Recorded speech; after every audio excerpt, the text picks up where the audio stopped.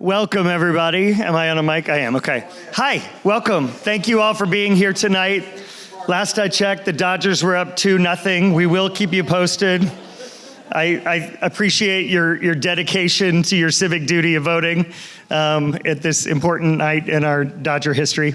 But we'll get you in and out as fast as we can. Okay, so here's what we're doing tonight. I'm going to talk fast. We're not going to do a district update. We'll do that at our December holiday ticket raffle district meeting. I'll catch you up on what's been happening in the district lately. Tonight, we're diving right into all 20 of the measures Pasadena voters are going to see on their ballot. Hopefully, you have sample ballots in front of you, but we'll have text up here on the screen for you to look at. We have an amazing panel of experts to present all of these city, county, and state measures to you. 2 hours, 20 measures means they get 5 minutes for each measure. We're trying to leave a little bit of time for questions at the end. So we're gonna have a little fun. And if you've ever made public comment at city council, you know that the city clerk, Mark Jomsky, will ding a bell at you when your time is almost up. We're gonna return the favor to him tonight. So turnabout is fair play. So at 4 minutes, you'll get a ding. At 5 minutes, you get 3 dings, you're done. You wrap it up. So we're gonna try to move everybody through. We'll stop for a little question section after the city measures, and then we'll go into the county measures and state.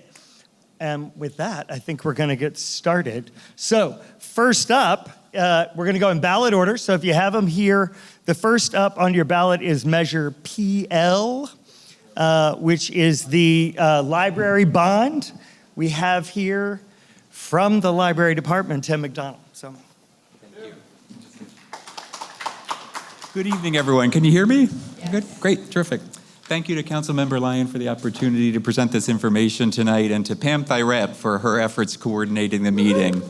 Well, let's get started.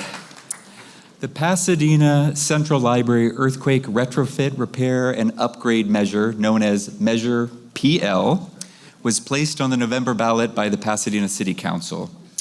Pasadena residents will vote to determine whether or not to authorize the city to issue bonds in an amount not to exceed $195 million for the earthquake retrofit, building repairs, and upgrades to Pasadena Central Library in order to reopen the building.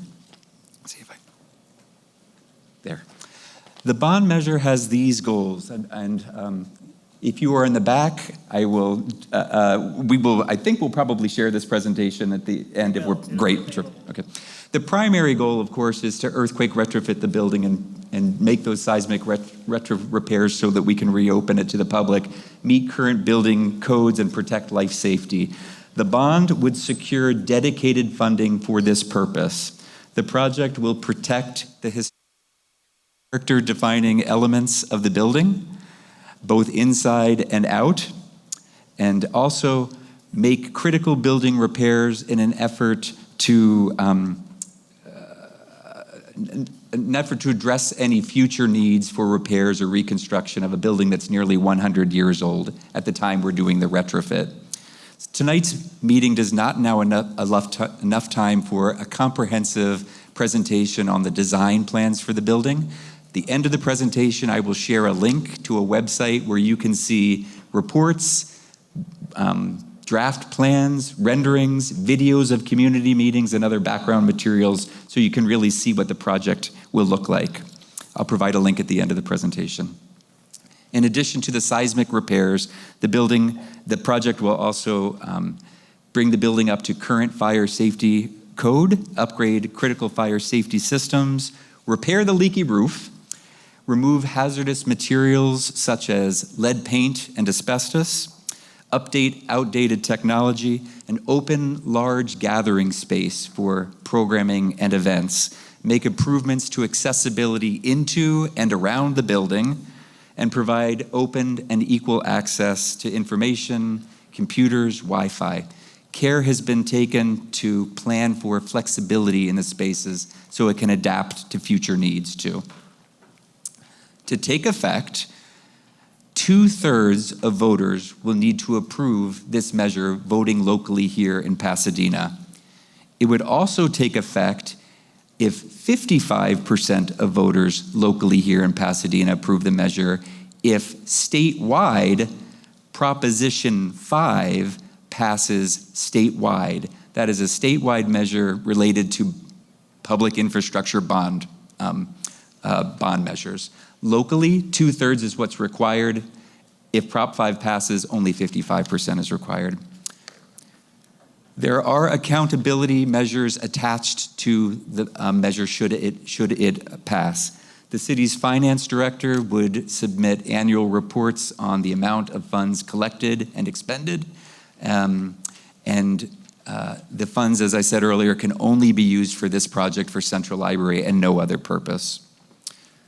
General obligation bonds are voter approved and provide the lowest borrowing rates for cities. Historically, that's what cities have found among the types of long-term bonds that are available to cities. If a general obligation bond in the amount of $195 million is issued, the annual debt for the city would be approximately $12 million, with an estimated highest levy of $28.90 per $100,000 of assessed value, based on your current assessed value, not current market rate assessed value. And the average rate over 30 years would be an estimated rate of $19.60 per $100,000 of assessed value. On this slide, if you go right down to the bottom line, that is the estimated amount. 1 minute? Good to go. That's the estimated amount for the average parcel in Pasadena based on the median assessed value. Again, not market value, assessed value, which you could find on your property tax statement. $208.95 would be that average amount. It will vary from parcel to parcel depending on your assessed value. This is the question that you'll see on the ballot. A yes vote says the city can issue these bonds. A no vote says you cannot issue these bonds, and the library would stay closed if no other funding is identified. That is the measure. This is the website that I talked about. If you have your phone handy, you can use the camera to point at the QR code. It'll take you right to the website where you can learn more. Those design plans, renderings, videos of community presentations that I talked about, you can access through that. Thank you very much for your kind attention. 5 minutes goes fast. I'll stand by for questions. Thanks. You did it. Okay, one down successfully. So a little over a year ago, the council convened a task force of community members to look at potential revisions to the city charter, which is sort of the equivalent of the Constitution for the city of Pasadena. It defines our structure of government and how we do business. They recommended a series of reforms, I think all of which, or most of which, we accepted their recommendations on and passed them along to the voters. Those are measures PA, PB, and PC. And then Mark will also talk about measure PF, which came out of one of our boards. So with that, this is our city clerk who's in charge of all our elections and is amazing at his job, Mark Jomsky. All right. He stole some of my beginning of my presentation to talk about the city charter, but that's okay. We'll move on to measures PA, PB, and PC, which, as Councilmember Lyon talked about, it comes to us as part of the work and recommendations from the Charter Study Task Force that the City Council impaneled and worked for about 6 months on a number of assigned topics by the City Council related to City Council governance issues. So their work product gave us measures PA, PB, and PC. Each proposal will amend the city charter, which the city charter is the constitutional document of the city, and for the most part, 99.9% of the time, can only be amended by voters. So it is a static document unless the voters amend it. And so in front of you, we have these measures, and I'll go through them one at a time. Measure PA is related to city council elections and appointments when there are vacancies on the city council, as well as some other administrative changes. So there's a lot in Measure PA. Currently, if there's a vacancy in any council district, the remaining members of the city council must appoint a qualified resident voter of that district within 75 days. That's the current city charter language. If the council does not make an appointment within 75 days, a replacement will be chosen by lot, meaning you pick a name out of a hat or you draw straws. That's how you would decide if they weren't able to make the appointment within 75 days. By the way, that's foreshadowing. The task force didn't like that provision, and they recommended a change in that regard. The appointed council member serves until the seat is filled at the next regular election, and that generally occurs in most cases within 2 years. So this is the question for Measure PA. I'm not going to read it. You have it in front of you.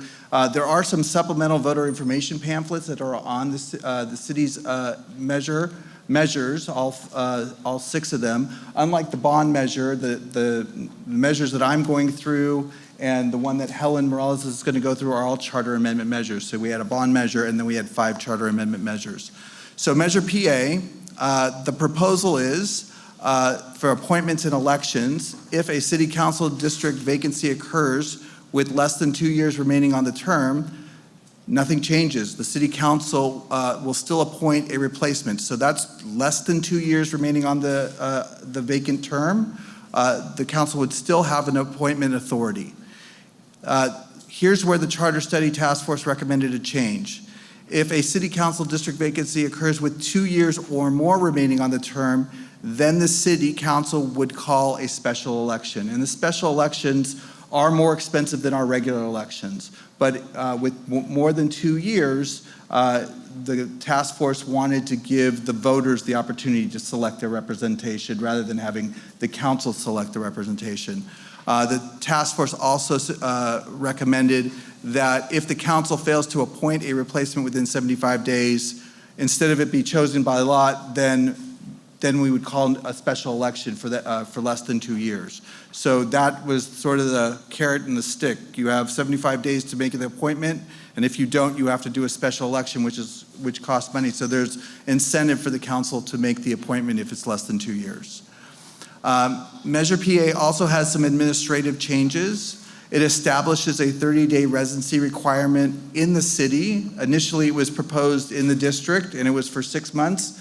But that was changed over the course of the council's consideration and with more legal advice from the city attorney's office to a 30-day residency requirement in the city. So if a vacancy occurs in a district, you can move into that district or you can be in that district and seek that appointment if you have a 30-day residency within the city. It also requires the city council to establish a formal vacancy appointment process by ordinance. That way it's clear to everybody, it's an ordinance, it's codified in the municipal code, what the process will be, and included in it will be a public outreach and engagement component. You can see in this question, it talks about campaign contribution limits. This measure would restrict changes to an ordinance establishing campaign contribution limits. It does not itself establish campaign contribution limits. The task force recommended that campaign contribution limits be established by ordinance. And currently no ordinance has been adopted, and so state default contribution limits are now in place.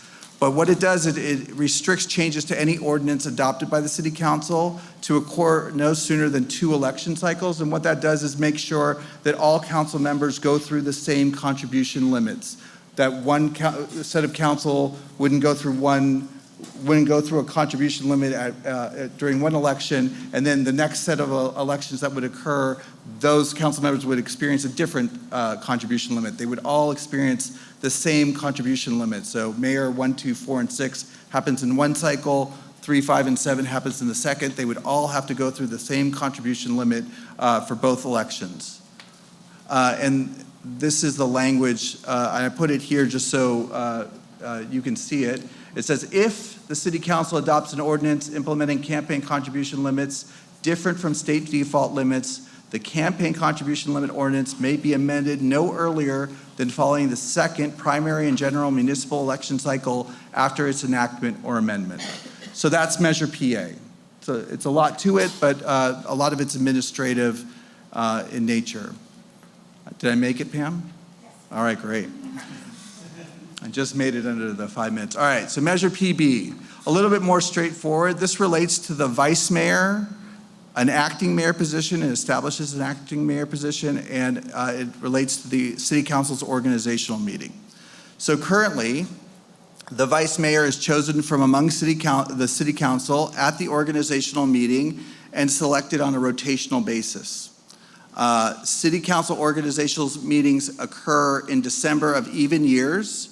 It's the 5th Monday following the general election, so it'll be December 9th after this next general election will be the city council's organizational meeting. And so currently it's every 2 years is the organizational meeting because it's only on even years. And that's the current provisions in the charter. The vice mayor's role is to serve in the absence of the mayor.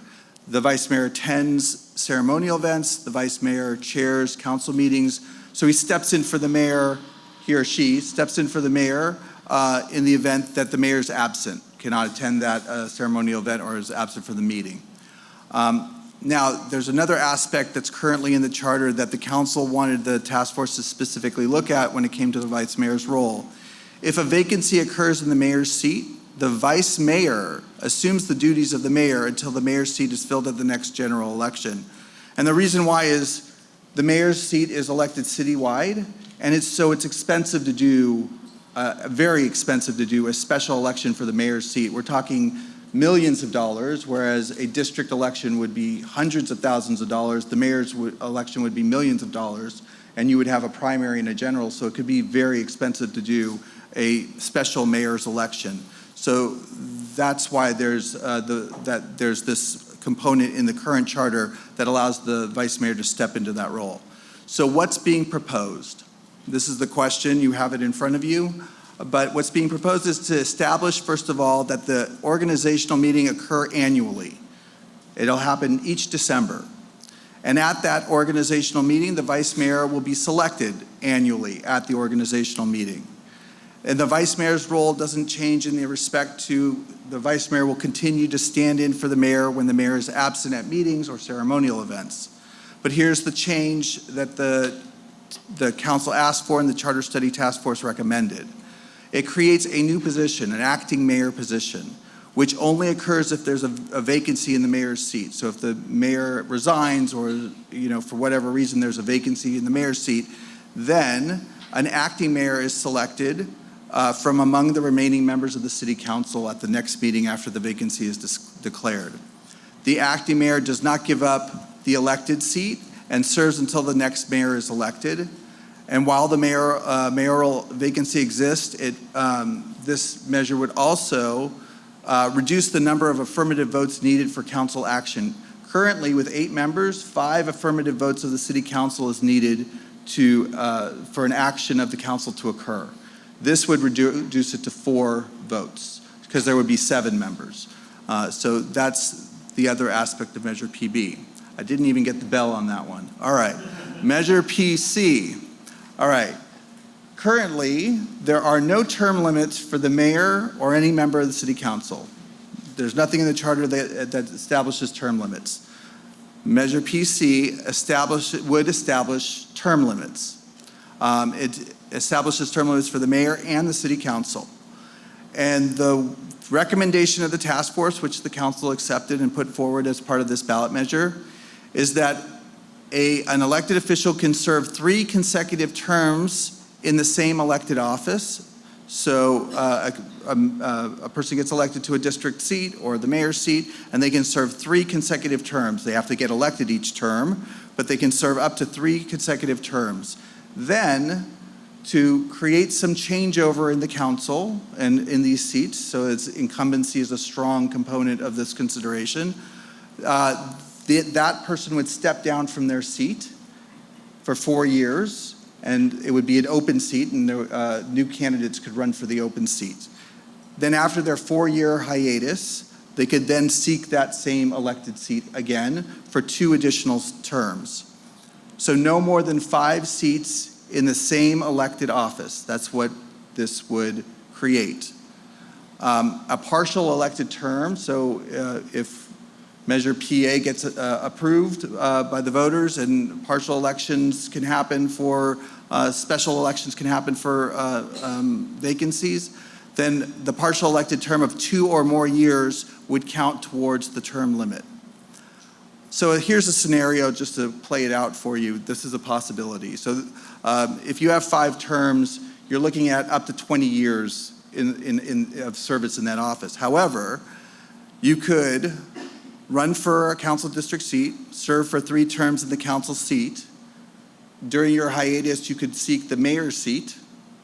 If you get elected to be the mayor's seat, you could serve 3 terms in the mayor's seat. Then after that, you could take your hiatus, go back to your original council seat, serve 2 more terms, then go back to the mayor's seat, and lo and behold, you could serve up to 40 years. So I don't know who wants to do that. Any takers? No? Okay. So that's Measure PC. And still no bell. I'm doing all right. All right, so we're moving on to Measure PF. I know Pam is really anxious to ring the bell at me. All right. So Measure PF. Okay, so Measure PA, PB, and PC were Charter Study Task Force recommendations. Measure PF comes to us from the Fire and Police Retirement System Board. It's a requested recommendation from that board. It would amend City Charter Section 1502, and it would address a quorum issue that is occurring in the FPRS system board due to the aging membership. And that's because the Fire and Police Retirement System is a closed system, meaning current city employees that are in fire and police are part of CalPERS. That's the new retirement system. This city-specific retirement system is now closed, and so there's no new membership being added. So the pool of retirees is slowly over time shrinking. Either they're moving away or aging and passing away. So it's a closed system, no new members. And so there are quorum issues that the FPRS board is asking is the reasons why this charter measure is being put forward. Currently, as I stated, the FPRS system is closed. On the FPRS board, there are 5 members. One of them happens to be right behind me. He's the council appointee to the FPRS board. There are 2 other council appointments to the board that are not elected officials. There are 2 other council appointees that are not elected officials that are part of the board, so 3 from the council, right? And then you have 2 members elected, and this is to quote the current charter language, from active and retired members. Obviously, that's old language because there are no active members. It's only retired members of the system. One of those members to serve on the FPRS board is a fire retiree, and one of those is a police retiree. And as I was talking about, fire and police retirees have moved away or passed away, and so there's a very small pool of people that are eligible to serve in that capacity. And recently, the fire representative, they've gone through 2 nomination rounds and they've been unable to fill the seat. So this issue will not only continue, it'll get worse as the members pass away and the membership is reduced. So what is proposed is to remove the restricted language from the charter, from the city charter that requires trustee elections. Remember, the charter is a static document unless it's changed by the voters. So the only way to make those changes is to remove that language and then authorize the FPRS board, made up of 5 members, who can then adopt by resolution a policy on how to select fire and police representatives on the board. It seeks to provide the flexibility to make these changes in real time, especially as the membership, again, the pool of members that could serve is reduced. There are some protections that are put in there to ensure that those members that are alive and part of the system are able to voice their opinion about the changes being made by the FPRS board if this is passed. It would require a 30-day comment period from FPRS members to any changes to the policy or to any selection of a trustee. And so that is Measure PF. Sadly, you only got to ring the bell at me once. Last I checked, the Dodgers were still winning 2-0. Bottom of the third, 2-0 Dodgers. I'll keep you posted. Okay, so you'll recall that 2 years ago, Pasadena voters adopted Measure H, which enacted rent stabilization provisions in the city of Pasadena. And then once we created the Pasadena Rental Housing Board, they decided in conjunction with the city council that we needed to create a full city department to administer their activities. That activity is called the Department of Rent Stabilization. And Helen Morales is our very first director of rent stabilization. This is probably the first time you're meeting her. And we have a tweak from the Rental Housing Board to the charter provision on rent stabilization, which Helen will explain. Thank you. And so I am here again on the charter, Article H, that was passed, as was explained earlier. And so the board has represented to the City Council this measure to make some changes, to correct some language that needs to be stricken out with regards to some ambiguities, and to resolve some board regulations that cannot be resolved through board regulations. Again, this was a charter article amendment. Of course, now that we're in implementation, we're realizing some modifications that need to be made. And so if passed, it would align definitions and eviction rules for withdrawal of rental units in compliance with California law.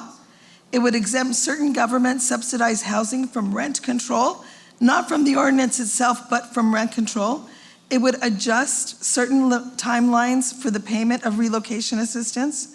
It would establish additional processes for rental housing board member removal, and it would clarify penalties for violations, update various dates and deadlines, and make other minor corrections to the article. So Measure PR requires approval of majority of the voters, and a yes vote on the measure would amend the article as is being requested in this measure. And a no vote against Measure PR will not amend the article, and it would remain as is. So we are asking, I'm just going to put a little voice here with regards to the rent stabilization ordinance. We are currently ongoing with our rental registry. So if you would like to register your rental properties, if you have any in Pasadena, here is our information. I just thought it'd be a good plug. Sorry about that. But I'll be here if you have any further questions. Thank you.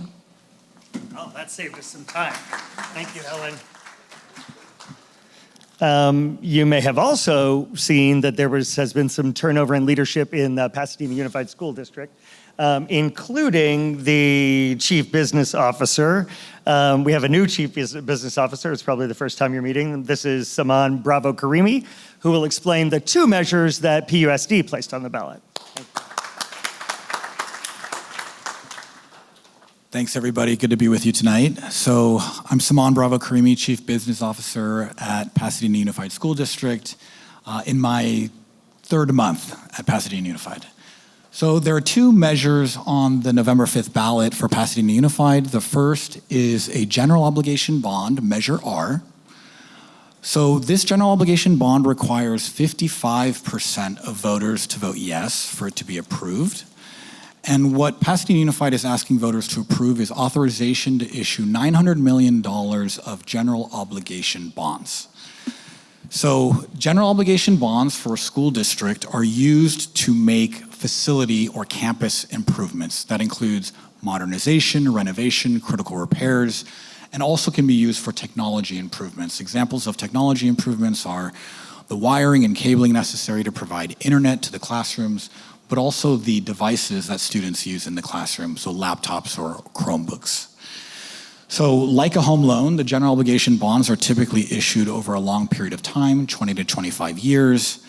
The bonds are not issued all at once, so they're issued over time as needed. And the funds to repay the bonds come from a tax on all taxable property within the Pasadena Unified School District boundary. So that includes any taxable residential, commercial, industrial, agricultural properties within our boundary. The tax rate is calculated on assessed value. A previous speaker mentioned the distinction between assessed value and market value, and typically the assessed value is lower. So what would Measure R funds be used for? So these are some examples of what Measure R funds would be used for. So it includes critical repairs such as replacing roofs, repairing deteriorated heating and cooling systems. As folks are likely aware, temperatures have been rising and student learning is impacted when classrooms are too hot.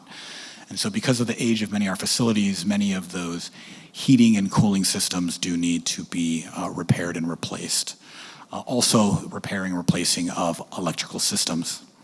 In addition to those critical repairs, other uses of Measure R funds would be expanding classrooms for science, technology, engineering, arts, and mathematics. That's STEAM programs, as well as modernizing our career education labs.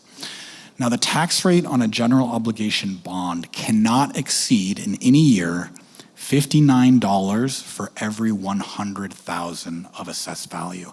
That's the absolute max. It doesn't mean it will be that amount every year, but that is the absolute maximum. It cannot exceed that $59. So this is the question that's on the ballot language for those who've already received your ballots. I won't read it, but it includes a lot of the information I already mentioned. Taxpayer protections for general obligation bonds for Measure R. So first, the funds cannot be taken and used elsewhere. They are for the exclusive use and benefit of Pasadena Unified School District and its students. There's full public disclosure of all expenditures. There's an independent citizens oversight committee that must review and report on all bond expenditures. The tax rate I mentioned, the bond term typically 20 to 25 years. And the taxes for the bond repayment only begins once bonds are actually issued and sold. Okay, again, the $900 million that's being asked to be authorized is not issued all at once. Importantly, the projects that would be funded with Measure R will also be eligible for state matching funds. And so the way that districts can expand or stretch the amount of funding available to them through general obligation bond is by applying for matching funds at the state level.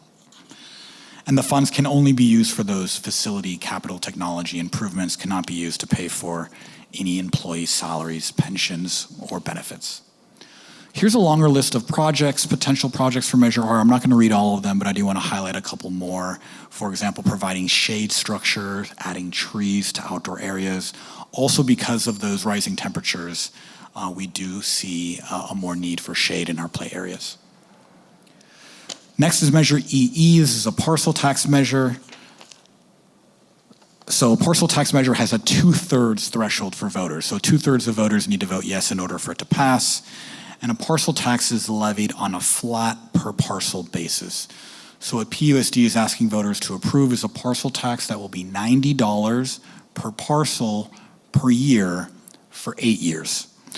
So unlike a general obligation bond, which is used for facility improvements, the funds from a parcel tax can be used for educational programs and services and support teachers and staff. And again, the funds come from a fixed tax on all taxable parcels. So that's again, residential, commercial, agricultural, industrial properties located within our district boundaries. As I mentioned, it's an 8-year parcel tax that expires after 8 years and cannot be renewed without additional voter approval. Uses of Measure EE, this is the parcel tax, expansion of those STEAM programs I mentioned earlier, enhancing career education training, college readiness courses, providing competitive wages for our employees, and hiring staff such as counselors and mental health professionals. So again, the annual amount is $90 per parcel per year for 8 years. This is the question on the ballot. I won't read it. It includes a lot of the information that I just mentioned. So this too has taxpayer protections. So first, again, the funds are for the exclusive use and benefit of Pasadena Unified School District and its students. There's full public disclosure of all expenditures. And homeowners age 65 or older can apply for a senior citizen exemption from the parcel tax. Here is some additional projects. I'm not going to list all of them, but again, it includes not just enhancing and expanding programs, but also maintaining some of the existing specialized programs that the district offers its students. So finally, in conclusion, due to limited state funding, passing these measures would secure dedicated source of local funding to make renovations and improvements, as well as programmatic investments at Pasadena Unified School District. Here is a web address where more information can be found on both of these measures, not just this presentation, but also frequently asked questions. Also, if you just go to the pusd.us homepage, a little pop-up will show up, or this link will show up, and you'll be able to find a lot more literature and information about both of these measures. I think we're saving questions for later. Okay. Thank you. Thank you. So that was amazing, and we're doing well on time. So let's pause now and do any questions about the city or PUSD measures? And we really are going to try to keep this to questions as opposed to commentary, because as soon as someone has a comment, someone's going to want to make a counter comment. So we'll let you have your argument in the parking lot. Go. Question. Hi, I just wanted to clarify, what is the percentage that's used to determine the what you're charged on your property taxes for Measure R? Is there a percentage? It's an amount per value, right? So it's how much per value? Do we have an estimate? No, but it's going to depend on how many bonds are issued at any given time and are outstanding, but it'll never exceed $59 per 100,000 of assessed value. And so other bond measures that Pasadena Unified has are currently substantially lower than that absolute maximum. So that $59 is not what you will expect to pay as much as the absolute ceiling in any given year. Okay. Any other questions? Yes. Oh. Sorry. Okay.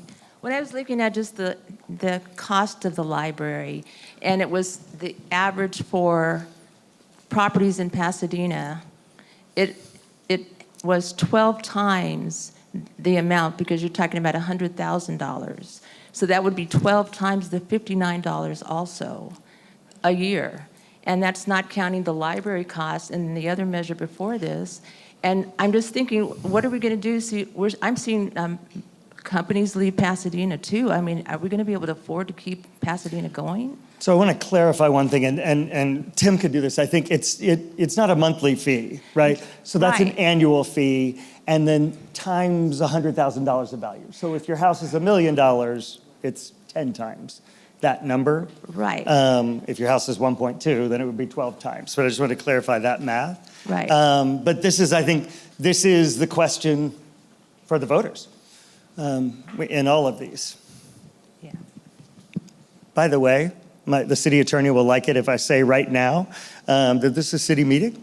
The city council's role in putting things on the ballot kind of ends when we vote to put it on the ballot, and after that, we are, as a body, neutral. So the city has no position, doesn't advocate for or against any of these measures, provides information. So we're not here to persuade you to vote for or against anything tonight, but just to try to provide information. So city attorney will be proud of me for putting that out there.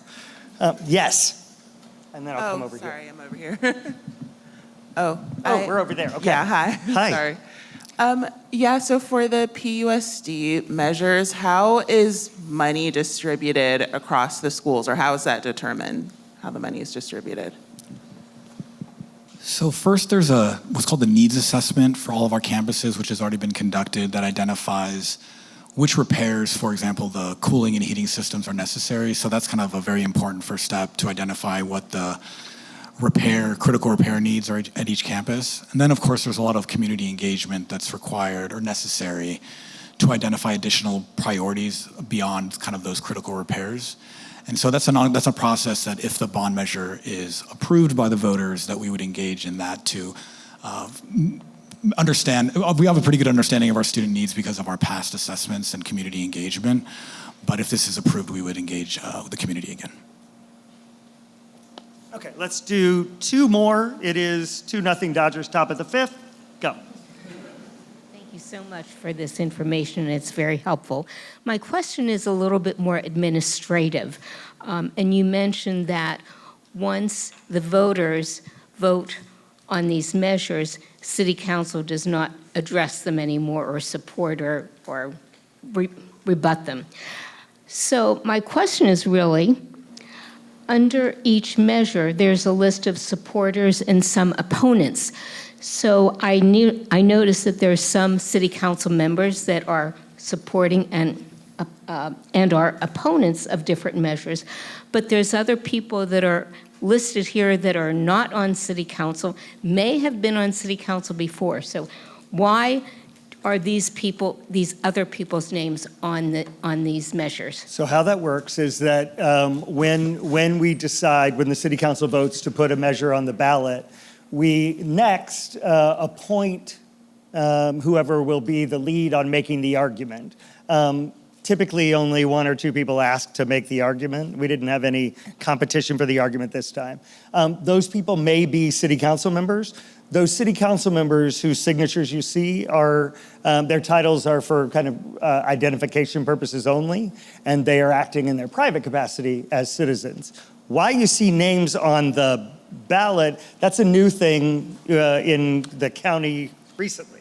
Well, it's a state measure. State. AB 1416 was adopted by the state legislature. What it says is you can put ballot labels and show supporters and opponents. And so basically the people who are listed as a supporter or opponent are from the list of people who have signed ballot arguments.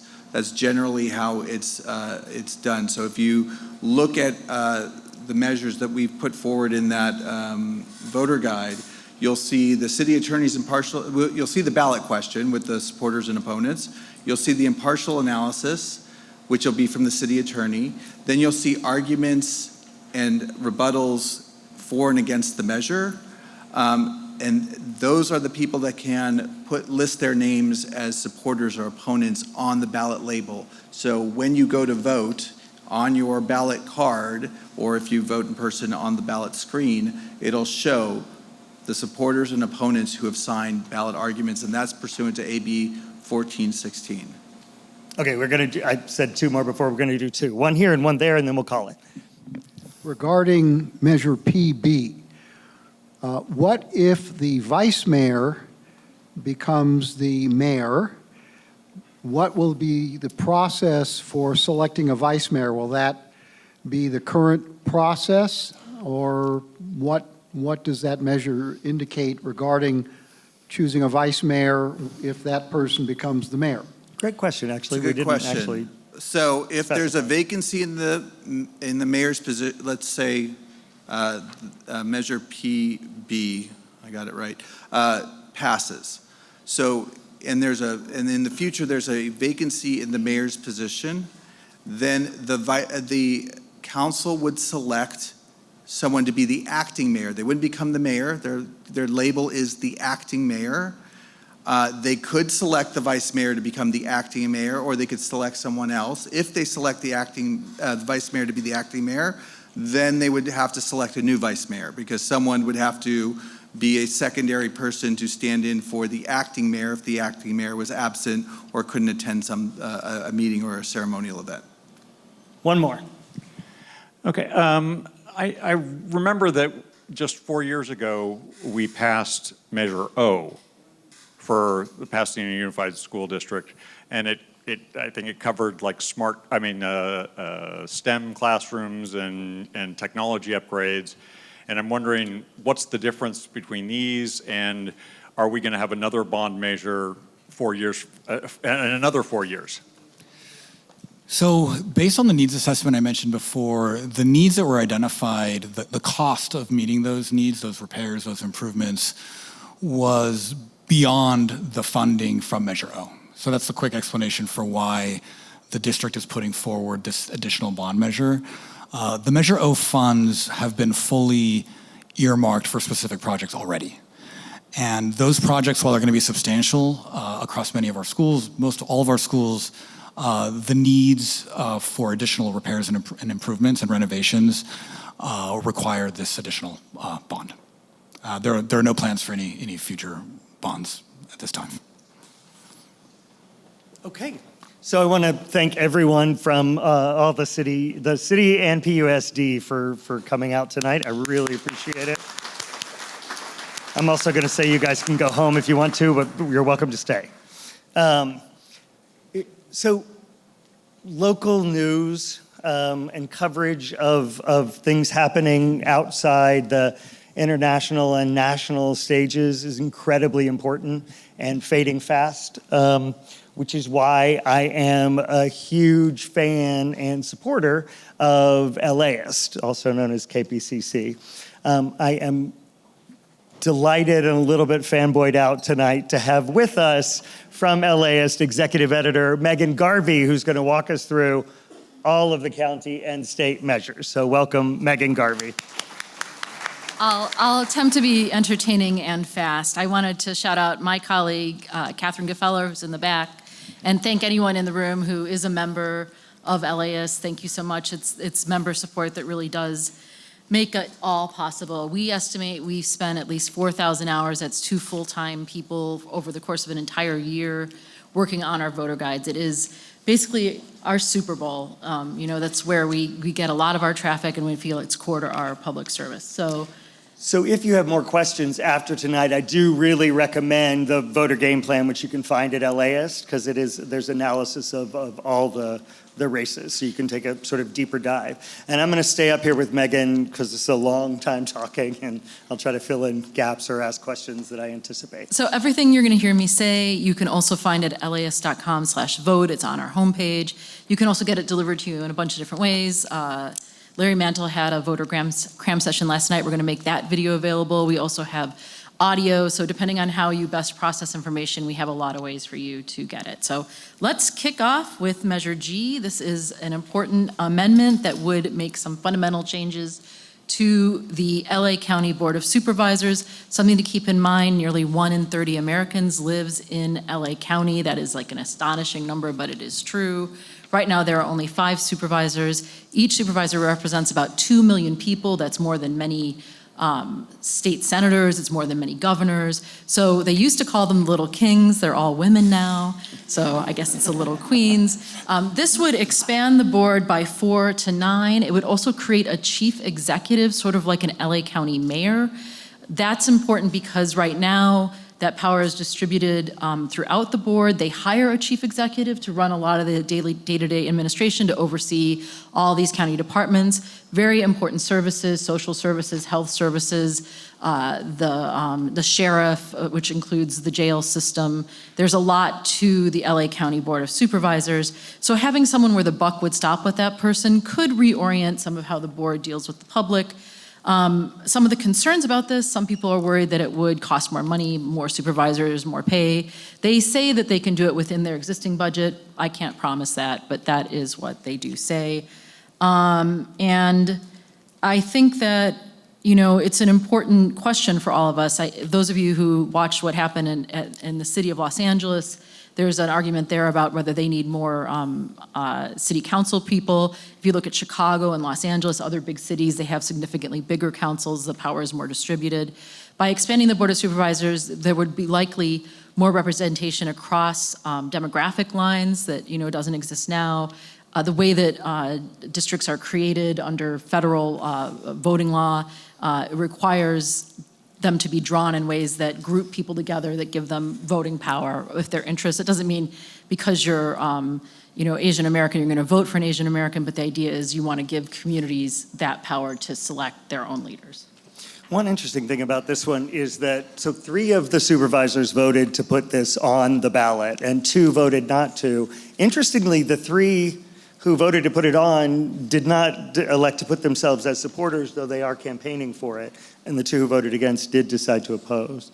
Any insight on what the arguments against were?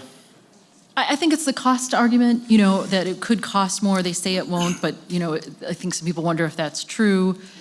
And I think, one thing I will say is you're not going to see any county supervisors on your ballot because they were all elected outright, the ones that were on the ballot in the primary. So, do we want a more dynamic board with more options? I think that's kind of what it comes down to. Do we think that there's too much power concentrated in too few? This is a massive budget. I guess it's like $47 billion. Yeah. So it's a lot of money. So I think it really is a question of whether we think that this county structure that dates back generations at a time where there were not 1 in 30 Americans living in LA County needs to be revisited. It also includes some ethics provisions and some other things. It's kind of like a grab bag of reform for the LA County Board of Supervisors. Okay. And then we have county measure. Measure A. So this measure is directly related to another measure that 70% of LA County voters passed in 2017. That's Measure H. That was a 1/4-cent sales tax, and that funded homeless services. Measure A would double that tax to 1/2 cent.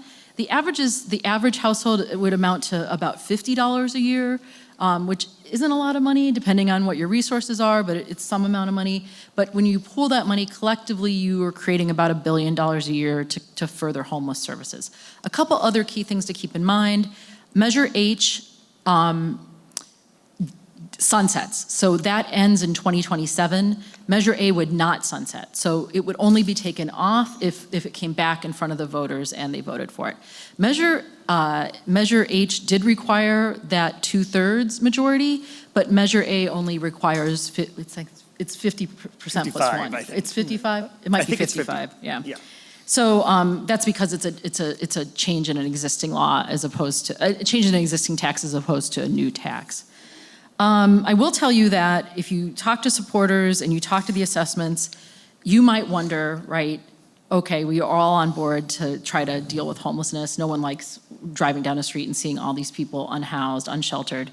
So where did all that money go, right? So billions of dollars has been raised under Measure H. Well, about 46,000 people are now housed because of that money. It's funding a lot of services. Measure A would require more auditing, more provisions, more prevention, and more affordable housing. So I think that the supporters of Measure A are trying to address some of the critiques, some of the criticisms. I will tell you that homelessness has gone up 37% since 2017. It's a shocking number. We have a really significant affordability crisis here in Los Angeles County and Southern California in general. I think it's pretty clear that without those resources, it would have been even worse. That's not a very satisfying answer, but that's where we are on Measure A. And again, Measure A does specify that a portion of the funds go to the development of actual housing as opposed to just services for people, which will help in theory. Okay, state measures. Everyone's favorite topic, bonds. We just heard a lot about bonds. It's on here again, more bonds. So Proposition 2, this is a $10 billion in general obligation bonds. You heard earlier about a bond in Pasadena. There are 36 other bonds on LA County and Orange County ballots this session around. Why are there so many bonds? People have asked me in other sessions, why can't this, we are already paying taxes. Why can't the government figure out how to pay for what we need within the money they're already getting? So I'll try to address that. The reality is in the state of California, there is no guaranteed stream for facilities. So when you see things like the revenues go down and the cuts get made, often it can be in areas like this where they are not obligated to spend the money. So we are basically out of money to repair California schools. And California schools, not just in Pasadena, all around the state, are not in very good shape.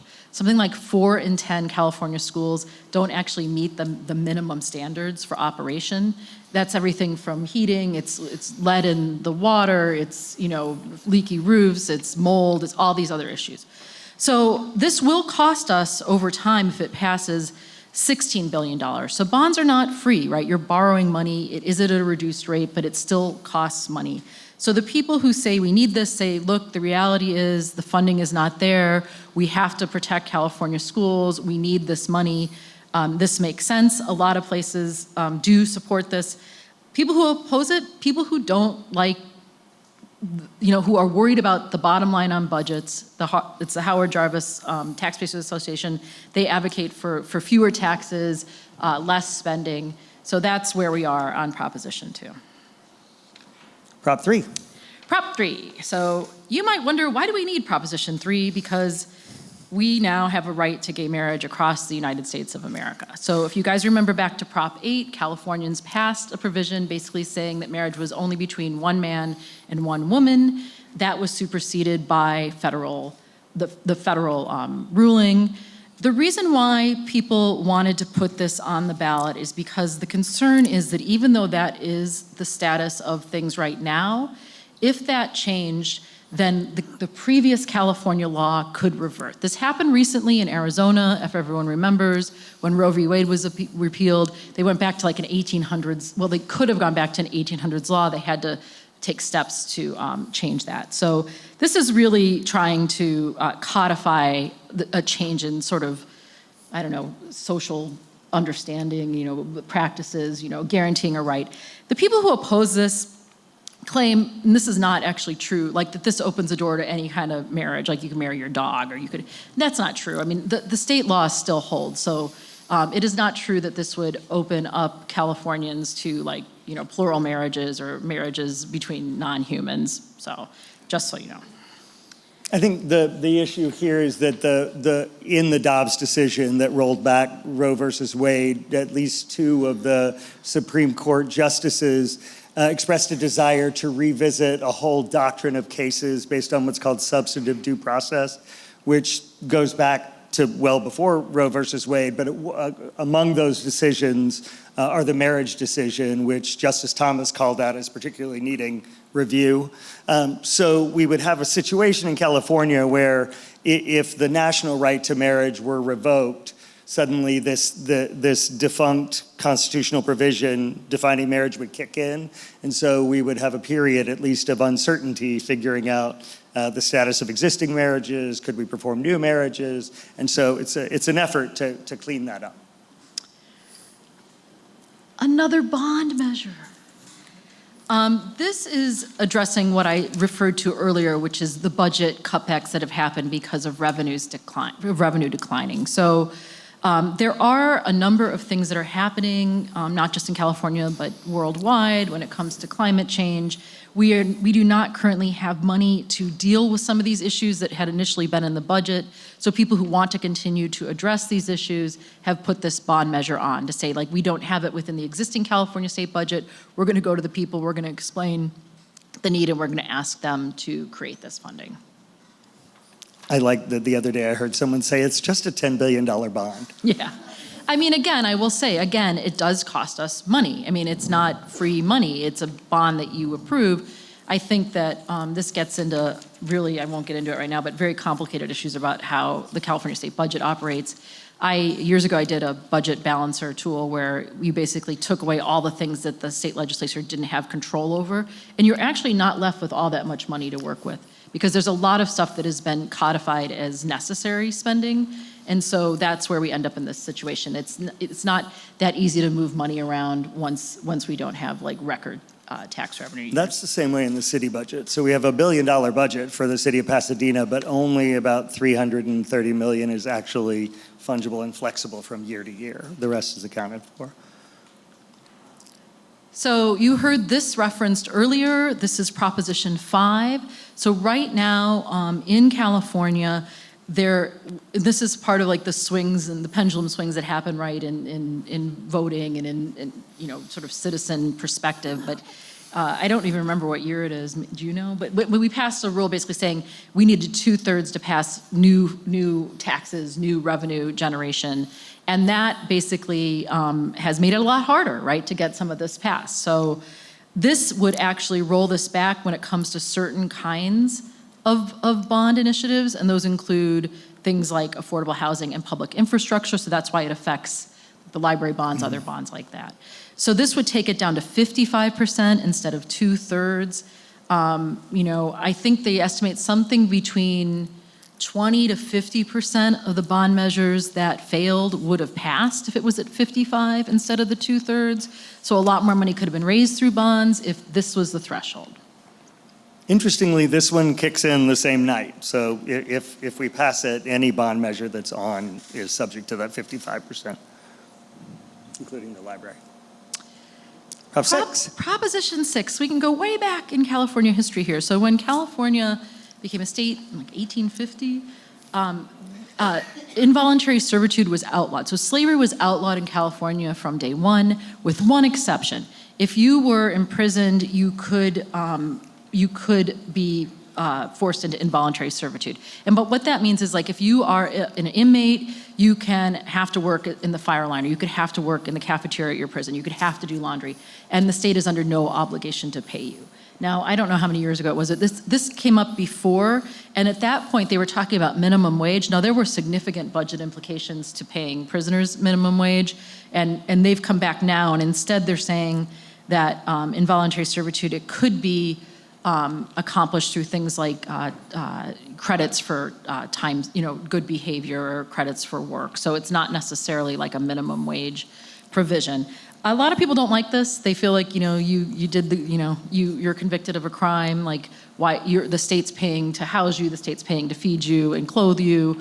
Why, is it too much to ask that you work while you are incarcerated? Obviously, people have different opinions about this across the spectrum, but that is what this deals with. So if you vote yes on this, it means that they would have to change how they assigned work and paid for work of prisoners. If you vote no, it's the status quo. Okay, so those were the easier ones, I think. Now we get We'll into see. the 30 series. That's the, if you can make sense of all of these. I'm well, gonna I guess you do can. my best. Okay. So Prop 32 raises the minimum wage. I will say this is not as relevant in LA County and other places where the minimum wage is already higher than what this proposes. But statewide, this would raise the minimum wage. This would be for employers of 26 people or more from $17 to $18. That would take part on January 1st of this coming year. And then it's scaled back a little bit. If you have a smaller business, those dollar increases would not take effect as soon. I think it pushes it back another year. For context, a full-time job at $18 an hour equates to something like $36,000 a year if you take a couple of weeks of vacation. That's still below the poverty line in California for a family of four. So that was not by way of advocacy, but just by way of giving context to these numbers. So the people who want this say we're not paying people enough money, that's right. You can't, try to live on $36,000 a year in most of California. It would be very, very difficult. The people who oppose it, among other things, say, look, minimum wage jobs are not supposed to be long-term jobs. They're not supposed to be your career. Your career should not be at minimum wage. So this would create potentially an undue burden on small business owners, on other business owners, and it would raise the cost of everything, right? Because if we're paying more for, the clerk, then it's not like they're going to just eat that money, right? It's going to be passed on to the consumer. 33. Oh boy. So who knows what Costa-Hawkins is? It passed in 1995. Okay. So in 1995, Costa-Hawkins passes, and that put a whole set of rules in place around when and where and how you can put rent control in place. It didn't require that anybody put rent control in place, but it opened the door for it. So among the provisions in Costa-Hawkins is rent control doesn't apply to single-family homes, it doesn't apply to units created after 1995, and it allows individual municipalities to create different tiers of increasing rent. So as I think you probably know, I think the idea of rent control is like there's, some great grandma living on Central Park in the most beautiful penthouse of all time, and she's paying $250 a month because of rent control. It's not actually how rent control works. Rent control does allow annual increases. Sometimes they can be as high as 10% in the city of Los Angeles, depending on the consumer price index and other factors. It does slow the rate at which your rent goes up. If someone leaves a rental unit, it gets reset to market rate. That's all exists now under Costa-Hawkins and in most cities that have it. Rent control in Los Angeles County is very baffling, I'll just say.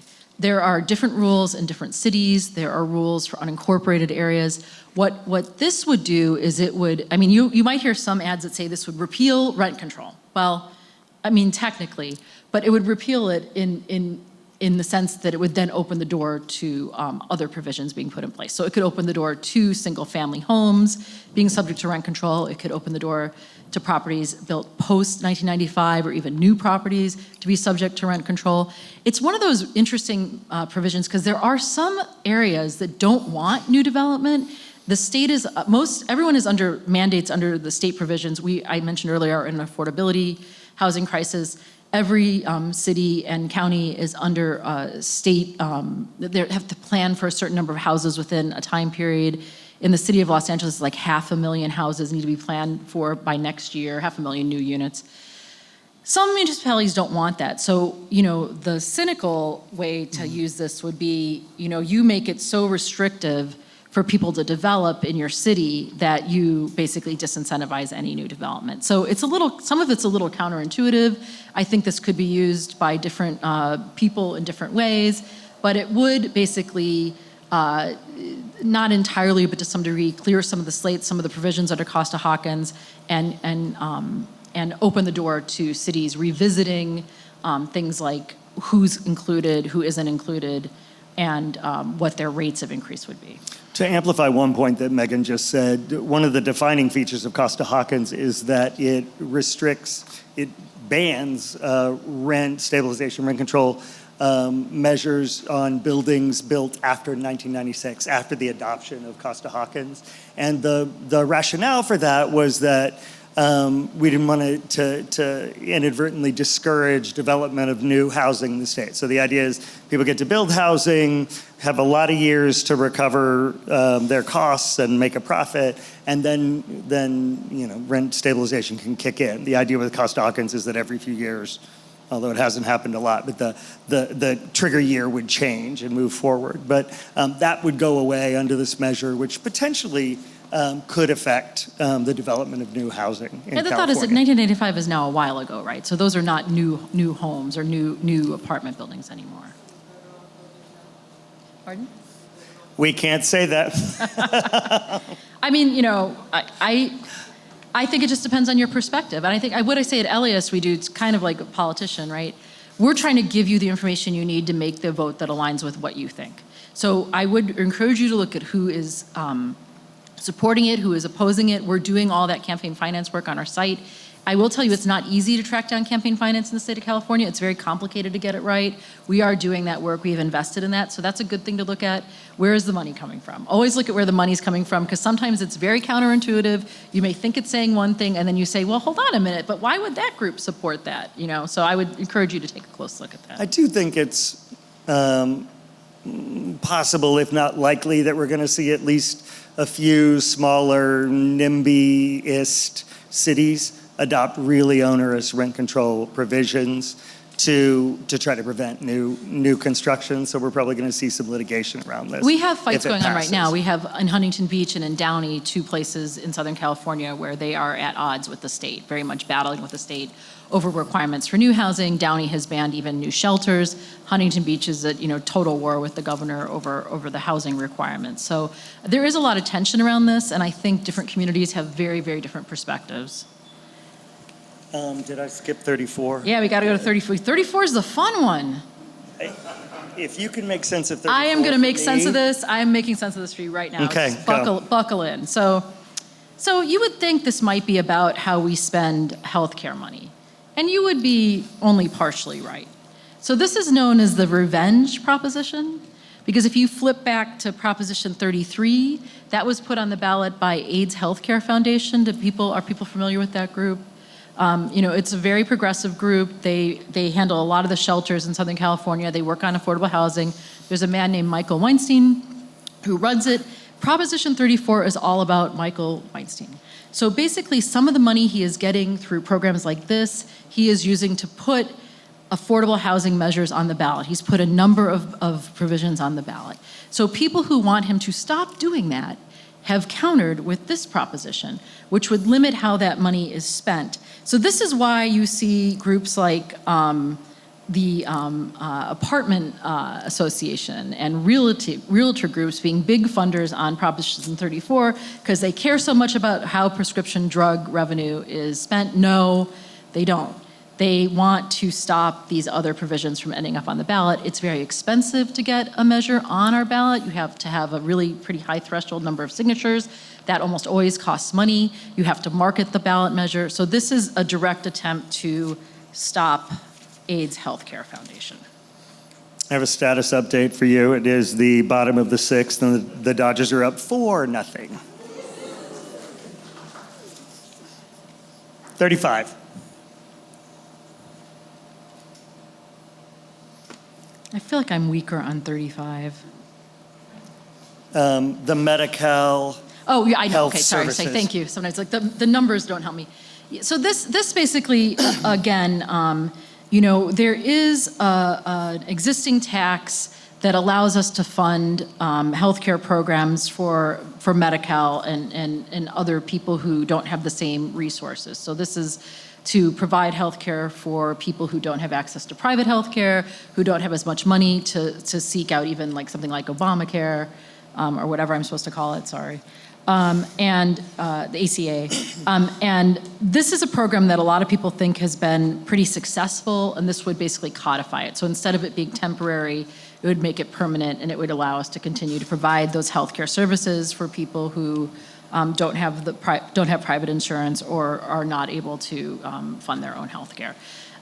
Part of the issue with Medi-Cal is that a lot of the specific payments and programs can be rolled back. There are some programs that are only included if they're included in the budget, including, you'll see that there's all of the supporters have to do with reproductive health care. A lot of reproductive services that are considered kind of bonuses can be rolled back out of the budget. And so this is an effort to make those permanent.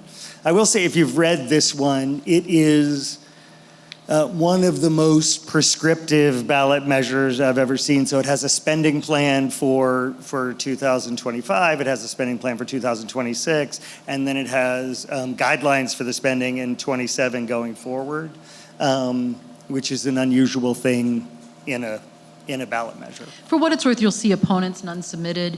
You'll also see that, at least to date, there's also been no spending against it. Okay, 36. 36. So who remembers Proposition 47? All right. So, I mean, so this would roll back parts of 47. This is kind of a compromise measure. The governor was trying to get ahead of a broader repeal of all of Proposition 47. Proposition 47 was part of an effort around reformative justice, moving more toward that instead of punitive justice. So the idea is there are a lot of classes of crimes, particularly when it comes to drug crimes and thefts, which often are tied to drug use or addiction, that we were basically over-incarcerating and warehousing people for what amounted to relatively petty crime. Now, we have seen since COVID, there was an increase in crime, most of it retail theft, property crime, some of it violent crime. Violent crime has come back down, not only here, but for the most part nationwide. Retail theft continues to be a problem. I will tell you, it is not just a problem here, it is a problem nationwide. It's a problem where there are very conservative prosecutors and police agencies, and it's a problem in places where there are more progressive prosecutors and police agencies, which includes, at least right now here, we have the DA race on the ballot as well. George Cascon really came to that office in the wake of George Floyd's murder, and with a lot of people looking for a different way forward when it comes to prosecution.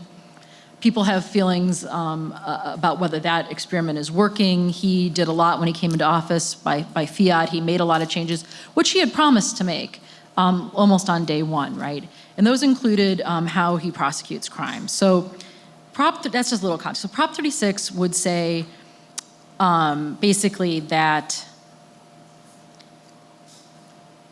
it's splitting the difference. It's saying that, like, yeah, I mean, maybe we don't need to put everyone in prison for every small crime, but if you continue to commit these crimes, at some point we should have that option. And the idea for people who like this change is that they think that it is potentially a deterrent, right? You know, if you feel like, you know, I'm gonna steal that watch and I'm gonna go to prison, as opposed to I'm gonna steal that watch and nothing's gonna happen to me, that might potentially stop you from stealing that watch. There is some evidence, criminologists do think that the three strikes law, which has now been around a long time here, was a deterrent for some of these petty crimes and some of the smaller level crimes.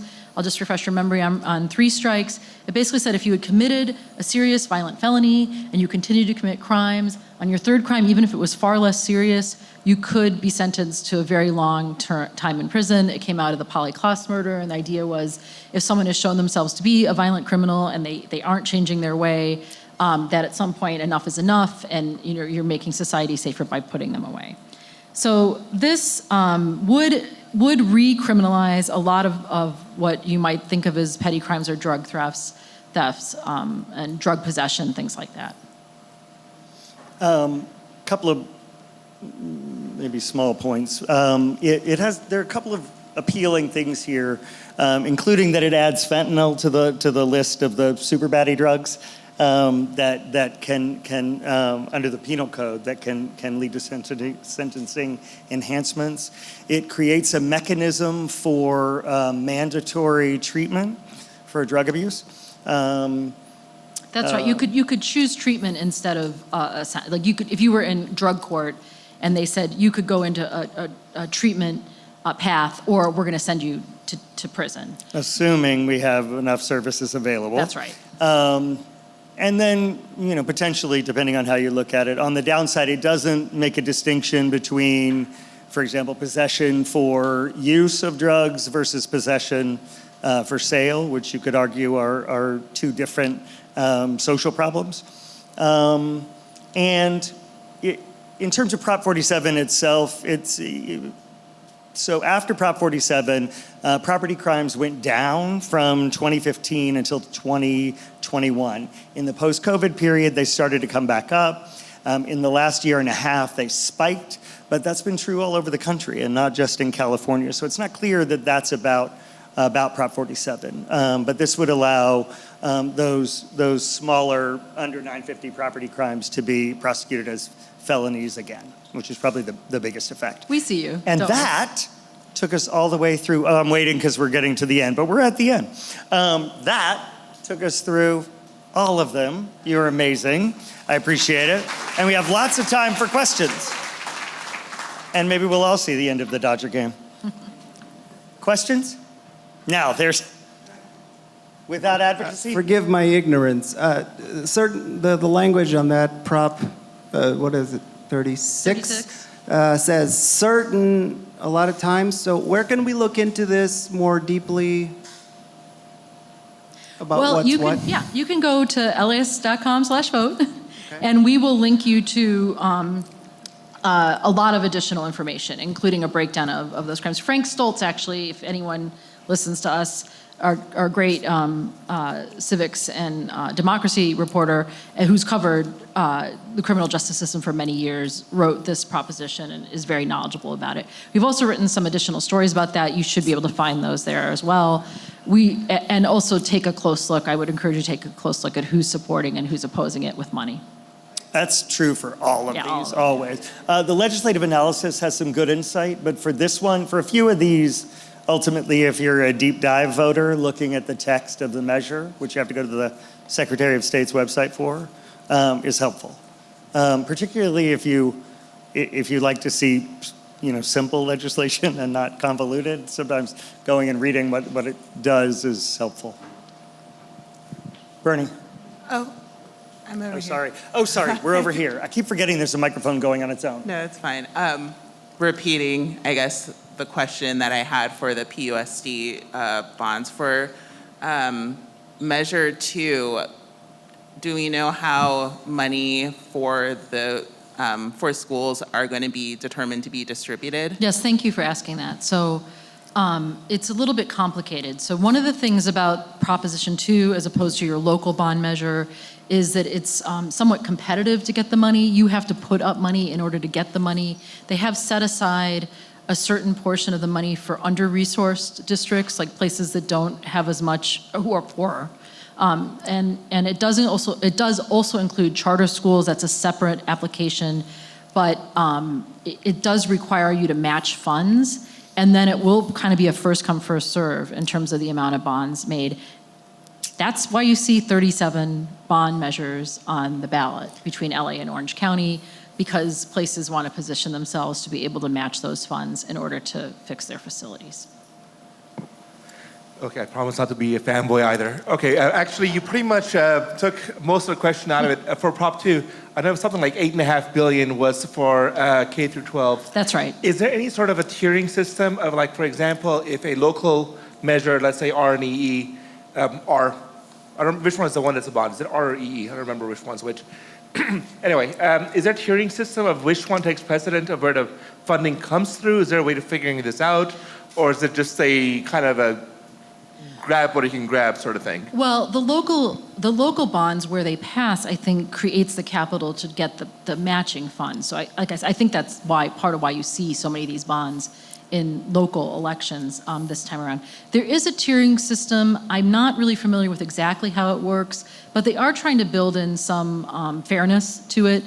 So it's not like, Beverly Hills School District comes in and, says, I have 100 million and they get 100 million back from this. It's not going to be like that. I think it's probably a pretty complicated formula because I think there are major equity issues. Obviously, districts that are more resourced with higher property taxes have more ability to build and fix schools than places where property values are lower. It's a chronic problem in how we fund schools in the country. I will say that, regardless of how you feel about it, it's clear that schools in this country are not created equal. And I think sometimes the state funding is intended to supplement or raise the standards depending on where you are. Let's go over here and then over there. Okay. To you, Mr. Lyons, I don't know if you were on the council then, but the Central Library has been closed for, how many years now? 4? I think we're at 4 or 5. Yeah, and at that time, I know... 4 is right, I think. 4? And that Assemblyman Holden, he got $4 million or something from the state, and we passed, 9. 9, and we passed something else, and yet this is saying the same things, earthquake fit, very similar language. What actually happened? I know there was hiring of people to really look into it and that kind of thing where you hire an outside. So can you explain a little bit about why we don't have more product for our money that we've already spent? Let me see if I have this right historically, and I'm going to look back here to see if I have it right. But to Catherine, there was some renovation work done on the library 10 years ago, maybe 15, something like that. And how long? In the 80s. In the 80s, okay. And how did we actually discover the seismic issue? That's the piece I wanted to get to. Maybe take a mic over so everybody can hear this. Catherine works for the library department. That's why I'm looking to... And we closed officially, it was like May 4th, 2021. That was when it was closed. Okay, 3.5. But we were anticipating the celebration of our 100th anniversary for the building, which will be on February 12th, 2027. And in doing so, we were looking at the building structure, and we knew that we needed a new fire system. We knew that it was a leaky roof, but we discovered that that we had seismic work that needed to be done, and it wasn't safe, and we had to close it in like 24 hours. We had to close the building. We'd been open for 1 to 2 weeks after the pandemic, and it was a very sad day. So the building's that gives a background. Out of unreinforced masonry, and so it could, in theory, in a big quake, really collapse in on itself. So the first thing that the city did was undertake an in-depth engineering study. The engineer came back to the council, it's probably been a year ago now, with 3 different proposals for fixing it. One that would be likely to save life but not save the building. One that was very likely to save life and would probably save the building. And then one that was sort of forward-looking and would likely save both the building and life with the minimal damage. The council ended up opting for the sort of Goldilocks on those, the one that was in the middle, because there was they were all substantially pricey, but there was a fairly big difference among the 3, and so the option that ended up on the ballot was was that middle option where life is likely to be saved. The building probably will be saved, but it will at least be there long enough for everybody to get out. In the course of doing all of this, it gives the opportunity to upgrade the HVAC. There did a redesign in part of the interiors to kind of modernize the space. The council before I was on really asked the library department to look into what does a library look like in the 21st century, and what are its uses, and what does it need space for? There was a lot of community outreach. We have a couple of people who from the programmatic task force, and probably maybe from the other engineering task force, who looked at what the library would look like. And ultimately, this recommendation came back to the council to go on the ballot.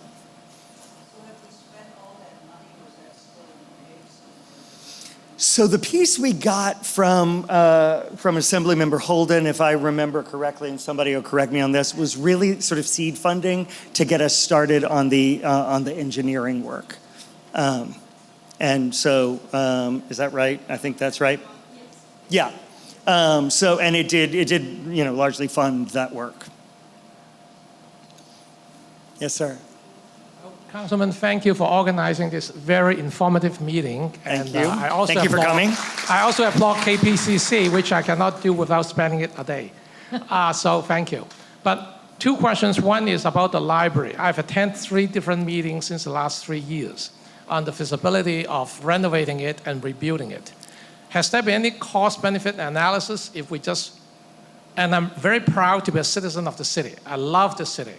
But I also know that at a certain point in time, we need to do a cost-benefit analysis, and that is that $190 million is a lot of money. Is it better to build a building that is more suitable for the 21st century and beyond, rather than saving an 19th century building and make it modern? Because the other part of it is for the financial planning on an individual family basis. Because all this number adds up, right? $59 per $100,000 in assessed value, even though that, yes, it is on an annual basis, is about $5 a month. But we have other bond measures also using the same math. And then at the end of the day, the $5,000 will add up to $500. How much longer can we sustain by using the assessed value of a property to tax the citizens? So that's a question that you as a voter need to answer and that I can't answer, but I think is a question a lot of people are beginning to ask, particularly as we become a state that is minority property owners, interestingly and counterintuitively. Do we need to think about funding differently? I know that work those conversations are happening. To answer your question about the cost-benefit analysis, so I asked this question when we were doing the engineering work. For better and for worse, I guess, our Central Library is on the National Register of Historic Places. And so you can't just tear that building down. It would actually require literally an act of Congress for us to do that. So to get it back off of the registry and then to consider whether to tear it down. So really by the time I came on, that decision had largely been made not to go down that path. Because it would be a long and winding road and not clear that in the end we'd be permitted to take it down even if we wanted to. And I think there was also a fair amount of, public outcry about the idea of raising it altogether. That's my understanding. That's a little bit before I came on. One back there?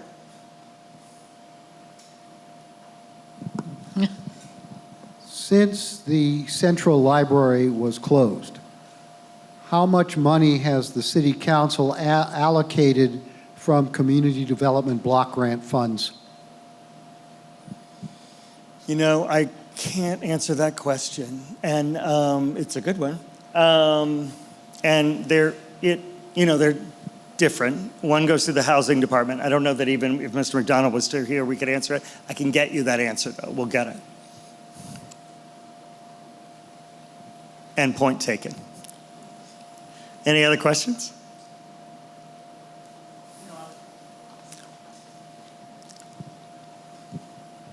Hi, I just wanted to elaborate a little bit on the question she had about Assemblymember Holden. Flante Riddle, and I was his district director at that time, and that money that was allocated was strictly for the seed money to do the seismic and the other necessary engineering, paying for the engineer and so forth. That money was not nearly close enough to do what needs to be done to restore the library. Thank you. Anybody else? Got one over there.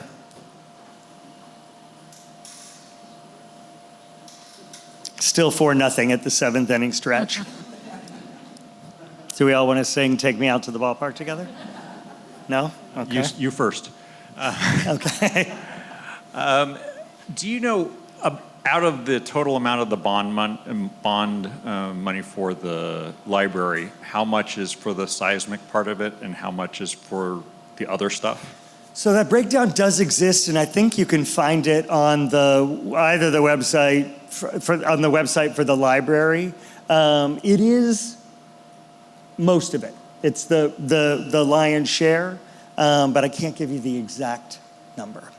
I was looking to see if anybody had it in their head, but you can find that on the website, or we can get it for you. Claudia. Yeah, but it's important to understand the way that the seismic retrofit is being done, which is to save all these walls internally through an elaborate process. Well, I know we don't want to get into arguing all these things, but it's not just like there's one way to redo that building seismically. There are lots of different design alternatives that would probably preserve it within the national landmark status.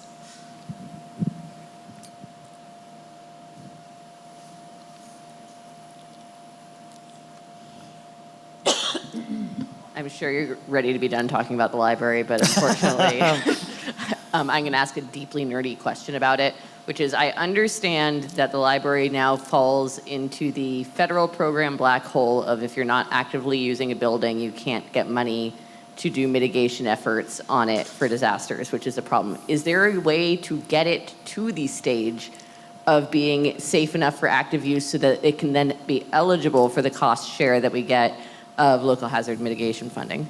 Yes, yes, and we will continue to look at options for bringing in federal funding. Interestingly,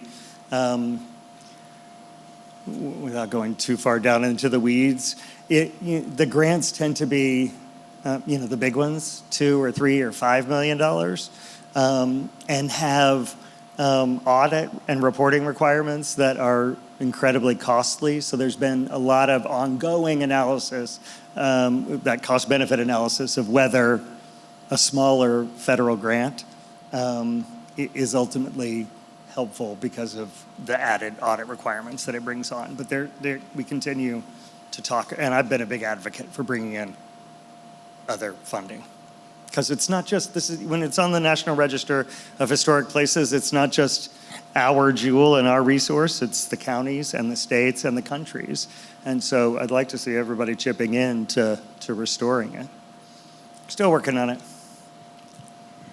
I just wanted to add, if you would like to know more about the Central Library Earthquake Retrofit and Repairs Project, go to the Pasadena Public Library website, and there is a link there. And we've been very transparent at the library for all of our public meetings, presentations to council. It's all up there, and scroll through everything, but it is there, including the plans from the Gruen Associates, which is the design team. And so I And summaries encourage of you all to the do kind that. of public outreach and all that is there as well. Anybody else? All right. Oh, there's one. We're good. Okay. Just for I know that it's a historical, there's no answer to it, but sir, I remember back in like 2005, I was working with a building here in Pasadena, and they made us retrofit it and they made us do everything. Why in the world would this gem of Pasadena not have some kind of oversight on it until 2020 or whatever that was? That just seems like there's somewhere back in the historic logs something about, what do you think? So I'm not, look at you trying to get me in trouble. I don't know. I was surprised that it came up, having thought about the seismic situation of City Hall and the Civic Center at the other end of the Bennett plan, that we were surprised by this discovery, but we were. That's what happened. So that's what I'm told. It predates me. You know, I like when I can stand behind that. All right, thank you all. Thank you. Really appreciate you coming out tonight.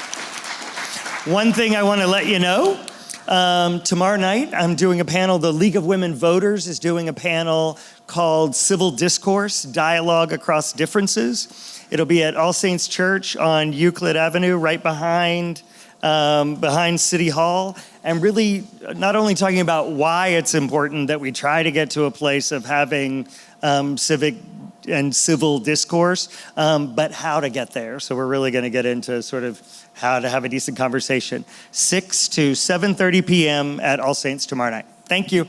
Have a good night.